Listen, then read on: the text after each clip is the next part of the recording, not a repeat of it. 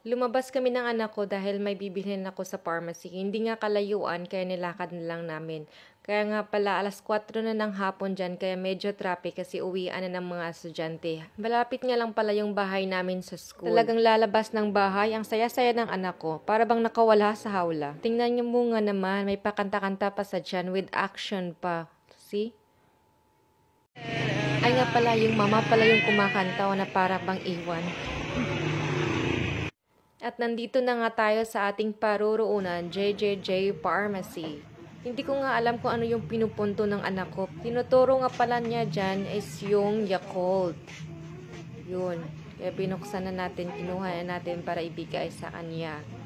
Nung una, hindi ko magets kung ano ba yung gusto niya.